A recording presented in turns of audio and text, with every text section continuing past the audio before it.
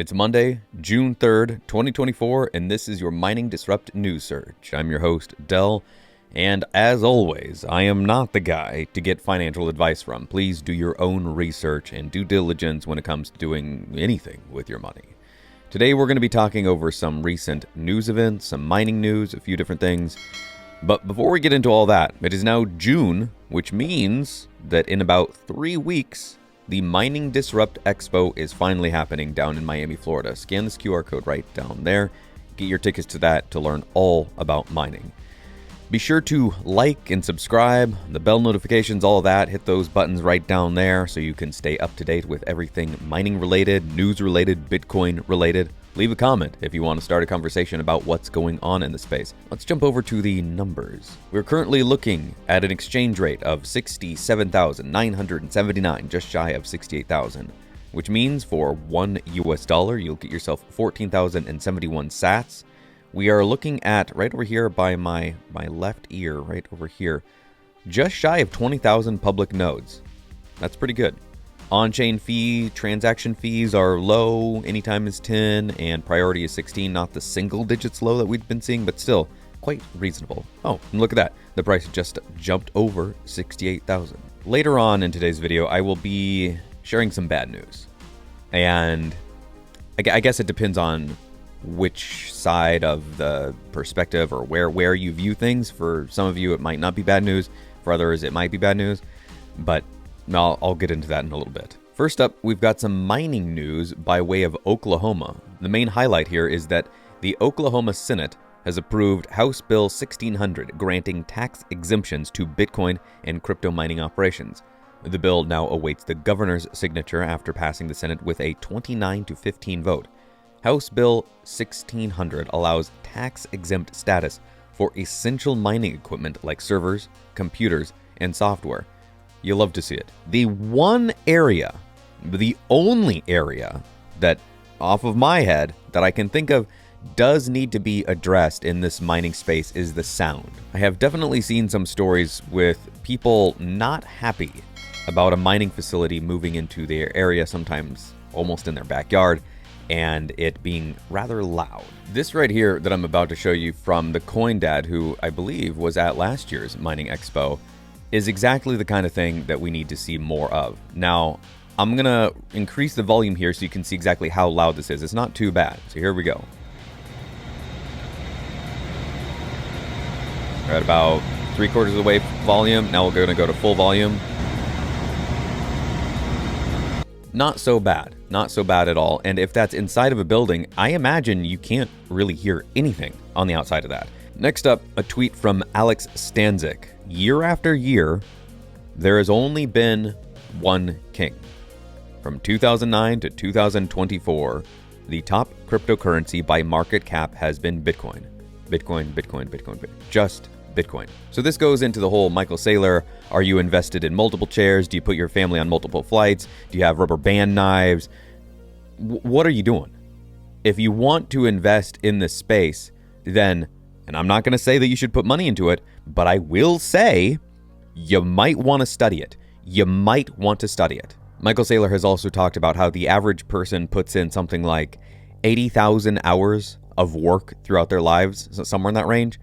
So it seems like it would make sense to put maybe 100 hours into understanding what money is. This next tweet is from an old colleague of mine. I definitely think that there's more here than some of the people in the comments are giving him credit for. This is from Nico over at Simply Bitcoin, and he says, it's not a coincidence that the first US president that publicly supported the right to self-custody, and I talked about that in last week's video, and promised to free Ross Ulbricht, that's the Ross he's referring to here, was just convicted, air quotes, of a crime. Now, do you think, and I don't think Nico would say this, but do you think that the entire reason that they had the whole court, blah, blah, blah, the 34 felony, blah, that is because of his stance on Bitcoin? Let me put it this way. Do you think that the people in power are happy that somebody would say, I will never allow the creation of a CBDC, arguably one of the most oppressive powers that a state could have? Do you think they would be happy about that. I think it's perfectly within the realm of understanding. I think it definitely falls under the umbrella of reasons we don't like this individual, that individual being Donald Trump. I absolutely think they go, oh, look, he supports this, he likes this, he's saying this, and he's appealing to a certain crowd. Stick that under the umbrella of things that we dislike this man for. Earlier, I mentioned sharing some bad news, and this is that bad news. It has definitely been said in the Bitcoin space, but beyond it as well, that you shouldn't have heroes. And this goes true for Andreas Antonopoulos. Andreas has had some wonderful videos talking about Bitcoin, and he has explained things in ways that has really helped me understand what Bitcoin is, why it's so important. Absolutely. He is a fantastic educator in certain areas. But there are other areas where it seems as though he's either making a mistake or he doesn't quite understand what's going on here, but apparently here he's saying that we can safely increase the block size. That is not a good thing. And he confuses throughput and bandwidth. And look, you should not fully subscribe to anyone's ideas. And this includes me, because almost certainly there are things about me that if you were to find them out that you wouldn't like. Maybe some people wouldn't like that I drink decaf coffee primarily. Now, what the heck is even the point? What's wrong with you? Why aren't you drinking caffeinated coffee? If you're going to drink coffee, what are you even doing? Well, I like the flavor of coffee a lot, but I don't want all the effects of decaf or of caffeinated coffee, so that's why I drink decaf.